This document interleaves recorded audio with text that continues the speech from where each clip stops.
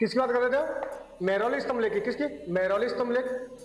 ये किसका था? लोहे का। इसको कोई जंग नहीं लगी है अभी तक। और ये क्या है? वैज्ञानिक और तकनीकी दृष्टि से उत्तम कला थी ये। और मेहरौली स्तंभ लेख में क्या लिखा है? चंद्र लिखा है। और चंद्र का मतलब चंद्रगुप्त द्वितीय। प्रश्न पूछ लिया जाए मेहरौली स्तंभ लेख किस राजा से संबंधित था, तो वो चंद्रगुप्त द्वितीय से था। एक थे कौन?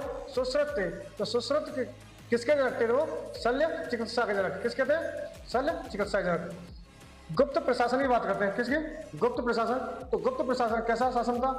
विकेंद्रीकृत, यानी सत्ता सबके हाथों में बटी हुई थी। साम्राज्य की बात करें, सबसे पहले क्या है? देश। तो देश को क्या बोलते हैं? साम्राज्य बोलते हैं। और साम्राज्य के बाद क्या आते हैं? भुक्ति, जैसे प्रांत। और प्रांत के बाद क्या है? विषय। विषय प्रांतों क्या होते हैं? जिले होते हैं। और जिले में क्या होते हैं? ग्राम। तो सबसे छोटी इकाई कौन सी थी? ग्राम थी। और ग्राम का जो मुखिया होता है उसे क्या कहते हैं? ब्राह्मणी। क्या कहते हैं? ब्राह्मणी। और जो विषय का मुखिया होता है उसे क्या कहते हैं? विषयपति। आप प्रश्न पूछ लिया था भुक्ति क्या? भुक्ति किसे कहते हैं? तो भुक्ति क्या है? प्रांत है। और भुक्ति के मालिक को क्या कहते हैं? यानी जो प्रशासक चलाता था भुक्ति, उसे क्या कहते हैं? उपरिक कहते हैं। क्या कहते हैं? उपरिक। कर की बात करें, कर जो भूमि उत्पादन का कितना भाग था? 1/6 भाग। कितना भाग था? 1/6 भाग। भूमि को अलग अलग नामों से जाना जाता था कि कौन सी भूमि किस प्रकार की। जैसे क्षेत्र। क्षेत्र किसे कहते थे? तो क्षेत्र कहते हैं उपजाऊ भूमि को, जहां से क्या फसल अच्छे से उपज हो सके और अच्छे से क्या उसका अनाज उत्पादन हो सके, उसे क्या कहते हैं? क्षेत्र कहते हैं। वास्तु की बात करें, कौन? वास्तु।